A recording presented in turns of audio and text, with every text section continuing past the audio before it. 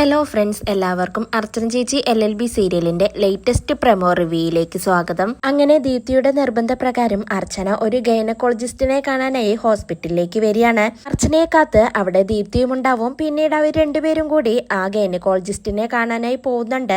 രുക്കുവിനെ consult ചെയ്യുന്ന അതേ ഡോക്ടറെ തന്നെയാണ് അർച്ചനയും ദീപ്തിയും കാണാനായി പോകുന്നത്. ഡോക്ടറെ കാണാൻ പോകുന്നതിന് മുന്നേ ദീപ്തി അർച്ചനയോട് പറയുന്നുണ്ട്, ഇങ്ങനൊരു അനുഭവം ജീവിതത്തിൽ ഉണ്ടായ സ്ഥിതിക്ക് ഒരു മെഡിക്കൽ കൺഫർമേഷൻ എടുക്കുന്നത് നല്ലതല്ലേ അർച്ചനയെന്ന് ചോദിക്കുകയാണ്. പിന്നീട് അവർ രണ്ടുപേരും ഡോക്ടറുടെ അടുത്തേക്ക് പോകുന്നുണ്ട്. ഡോക്ടറോട് അർച്ചന പറയുന്നുണ്ട്, ഞാൻ മാമിനെ കാണാൻ നേരത്തെയും ഇവിടെ വന്നിട്ടുണ്ട്. എന്റെ ബ്രദറിന്റെ ഭാര്യയുടെ കാര്യത്തിന് വേണ്ടിയാണ് ഞാൻ അന്ന് വന്നത്. രുക്കു അവൾ പ്രഗ്നന്റ് ആണ്, അതിന് കൺസൾട്ട് ചെയ്യാനാണ് ഞാൻ ഇങ്ങോട്ടേക്ക് വന്നതെന്ന് അർച്ചന പറയുന്നുണ്ട്. എന്നാൽ അർച്ചനയെ ഞെട്ടിച്ചുകൊണ്ട് അപ്പോൾ ആ ഡോക്ടർ പറയുന്നുണ്ട്, എനിക്ക് മനസ്സിലായി, പക്ഷേ ആ കുട്ടി അന്ന് പ്രഗ്നന്റ് അല്ലായിരുന്നു എന്ന സത്യം ആ ഡോക്ടർ അർച്ചനയോട് തുറന്നു പറയാണ്. ഇത് കേട്ട് അർച്ചന ആകെ ഷോക്കാവുന്നുണ്ട്. ദീപ്തിയാണെങ്കിലും ഇത് കേട്ട് ആകെ അമ്പരന്ന് നിൽക്കുകയാണ്. പിന്നീട് അർച്ചന നേരെ വീട്ടിലേക്ക് പോകുന്നുണ്ട്. അതിനുശേഷം രാത്രിയിൽ അച്ചുവും രുക്കുവും പുറത്തുപോയി തിരികെ എത്തുന്നുണ്ട്. അർച്ചന അവരെ വെയിറ്റ് ചെയ്തുകൊണ്ടിരിക്കുകയാണ്. വീടിനകത്തേക്ക് കയറുന്നതിനു മുന്നേ